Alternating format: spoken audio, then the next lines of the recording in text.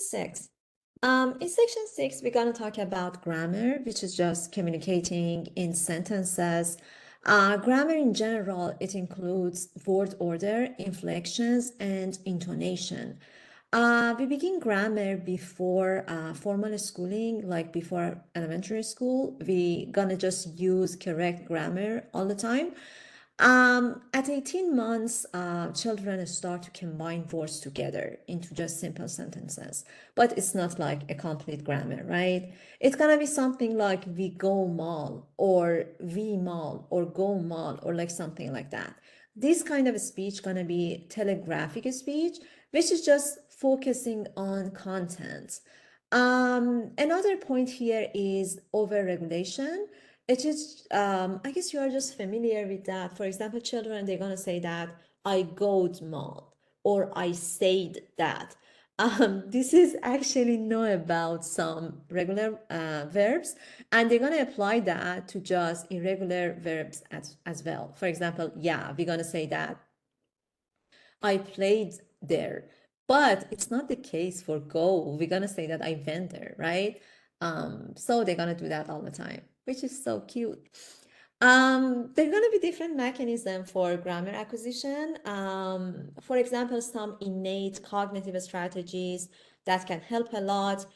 But the most important one gonna be semantic bootstrapping, which basically you're gonna use semantic cues to learn grammar. It is in your book, like both of them, they are in your book. Read about them, they are very interesting. But based on these two rules, Slobin, he is also a researcher, came up with the idea of language making capacity, or LMC.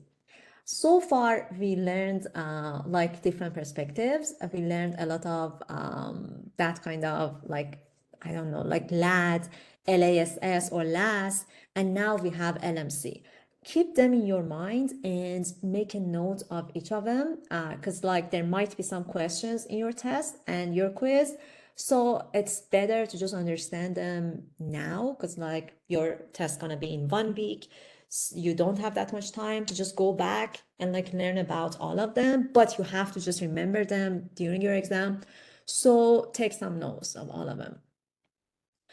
Back to the lecture, Slovin actually mentioned that children, they do have different strategies.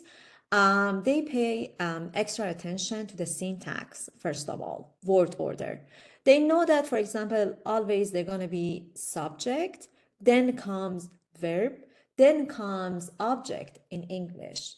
However, this is not the case, for example, in other languages such as Turkish. In Turkish, like Turkish children from the beginning, they would use subject first, then comes object in the middle of the sentence, then comes verb, which is crazy.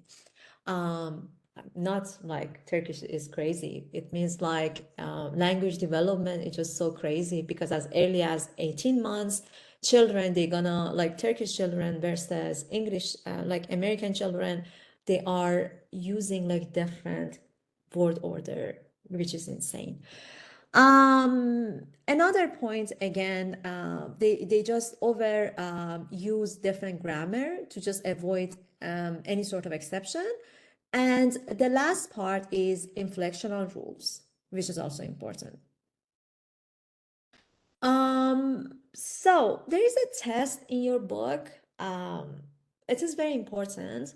Read that, and we do have a video about that, but let me just explain it a bit.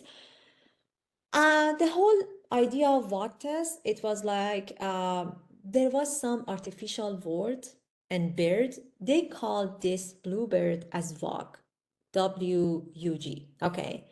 Then they asked children to complete this sentence. For example, there are two what?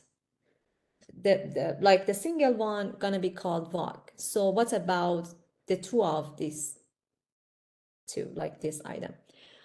I, as a second language learner, I would say that there are two VOGs. Like I would add S. But I bet some of you guys have different strategy. For example, last semester, there was a student in my class. They would say that it's going to be Vago. For example, there was another English word that had like some irregular format. So based on that, she was saying that no, it's gonna be Vago, it's not Vox. So we had a good discussion about that. But most of the children and also me, we gonna actually fill this part as there are two Vox.